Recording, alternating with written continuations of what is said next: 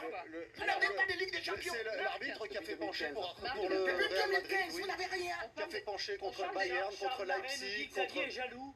Non, je suis pas jaloux, je suis désolé Très jaloux, très qu'on se égoïste. réjouisse de Très ce égoïste. genre de victoire, de petites victoires, Non, quand c'est on pas- prétend être un c'est grand pas- club. Non, C'est Oh pas une là prétendance là, à un grand club. c'est pas de Voilà. petites victoires, c'est Est-ce que- celle-là. Là, il y a le Petite suspense. victoire quand on C'est prétend pas être parce un que grand tu club. joues contre Benfica qu'on va sauter au mur. Tu joues contre Atlético, monsieur.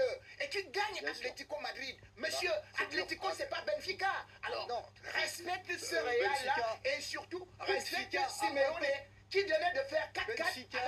avec le Barça. Il venait de faire 4-4. On a compris. Benfica on a plus de titres européens que l'Atlético. Mais bon, ça c'est un petit Oui. rappel. Marc, est-ce qu'on peut dire que Arsenal est parmi les cadors européens de ces quarts de finale, de ces 8 qualifiés? Par rapport à leur championnat, déjà, en perdant ce week-end, enfin, ils ont peut-être décroché par rapport au titre, donc peut-être qu'ils vont se concentrer sur les des champions. Pour moi, ils sont un peu trop tendres. Ils ne sont pas forcément habitués, puisque c'est nouveau pour eux de Ils revenir. finissent sur la deuxième scène. depuis plusieurs années. Et deuxième en Angleterre, on sait que c'est... Oui, mais après, il y très a fort. la parole et ce qui va se passer en Ligue des Champions, qui est totalement différent. Là, ils ont su faire la différence. Est-ce que l'équipe était très faible? Ils ont su marquer énormément de buts. Est-ce qu'aujourd'hui, ils sont capables de passer? Pour moi, encore une fois, qu'on le veuille ou non, cette équipe du Real Madrid, elle est injouable. Elle est injouable. Vous pouvez faire ce que vous voulez, ils ont l'expérience. Quand il faut vous faire mal, ils vont vous faire mal. L'Atlético peut s'en prendre qu'à eux parce qu'ils doivent faire la différence. Ce qui va me déranger côté Arsenal, c'est que ça joue très bien. Peut-être sur les derniers instants, allez, depuis la reprise, peut-être que ça joue un petit peu mieux, avec des joueurs peut-être un petit peu plus affûtés. Mais l'expérience, elle reste de l'autre côté. Quand vous voyez Rudiger, quand vous voyez certains joueurs qui sont là, l'expérience si longue, et ils savent vous gêner, vous perturber. Et je pense qu'Arsenal n'est pas armé. Si Arsenal finit deuxième depuis quelques années, ou troisième, c'est qu'à un moment donné, il leur manque le chien fou, le joueur qui va être méchant. Arsenal, c'est toujours beau. Arsenal, Real, même quand c'est pas beau, ben, ils peuvent vous faire mal. Et ils ont fait mal encore une fois. Effectivement. Oui. Annie, Joey Slové Bagdé, là, sur le Facebook Live, le seul club capable d'empêcher le Real Madrid d'aller en finale, c'est le PSG. Mais en il se demi- projette, il pourrait il se se retrouver en projette demi, déjà, hein. on va y venir au Paris Là, c'est Saint-Germain. duel avec Mbappé. quoi. Moi, je voulais parler On attend. de l'autre club espagnol qu'on attendait quand même à ce niveau. Alors certes, ça aurait pu être l'Atlético, mais il y a le Barça qui est passé au détriment de Benfica, le Barça qui court après une Ligue des Champions depuis 2015 hein, et la Enrique. fameuse MSN. Oui, Enrique. Est-ce que ils vont être face à Dortmund, qui était finaliste l'année dernière? Est-ce que c'est une affiche surprenante et qui peut les surprendre? Bah, ils ont déjà rencontré Dortmund en phase de Ligue, Oui. comme on dit maintenant. Et ils ont gagné à Dortmund. Premier tour, oui. Ah ouais, donc je pense que ce Barça est effectivement très enthousiasmant. Alors de temps en temps, il est un peu moins performant parce que c'est beaucoup de jeunes joueurs, donc ils peuvent parfois avoir un coup de moins bien. Mais si on regarde l'ensemble de leurs performances depuis le début de saison, en Ligue des Champions notamment, ils ont gagné à Dortmund, ils ont battu le Bayern. En championnat, on rappelle qu'ils ont battu le Real Madrid. En Super Coupe d'Espagne, je crois aussi, même si c'est une compétition un peu bidon, ils ont aussi battu le Real. Donc c'est pour le moment une équipe qui sait aussi gérer les grands rendez-vous. Alors effectivement, elle a eu quelques ratés cet automne contre des clubs de milieu de tableau dans la Liga, mais ils sont toujours en tête. Et surtout, je pense qu'ils ont vraiment cette envie Ex-aequo, non ils ont Oui, on va y venir Oui, après, non, parce qu'il y a une soyons affiche précis. qui nous Oui, intéresse. soyons précis.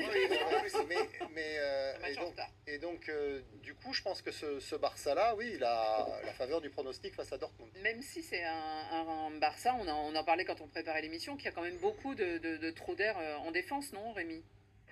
Oui, Ils encaissent beaucoup de buts.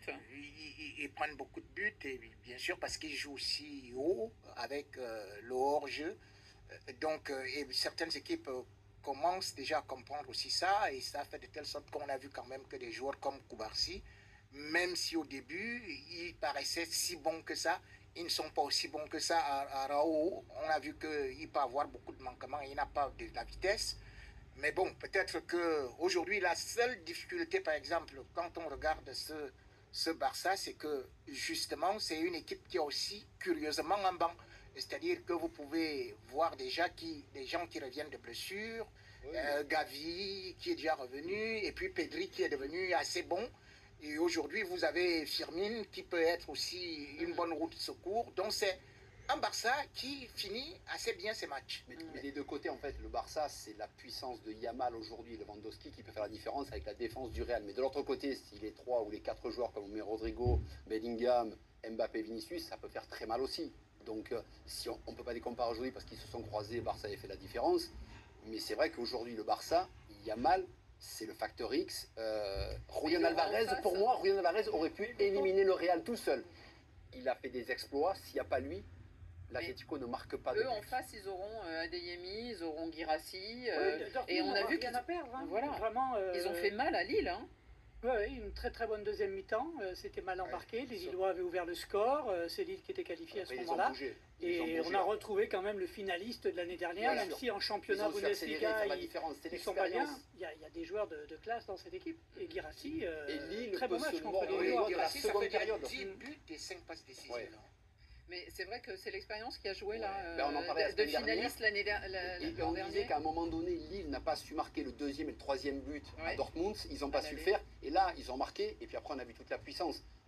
Ils ont gagné, mais ils auraient pu en mettre 2 ou 3 de plus sans problème. Et Guirassy, il a été énormissime. C'est-à-dire qu'il pèse tellement devant, il est à l'origine du but.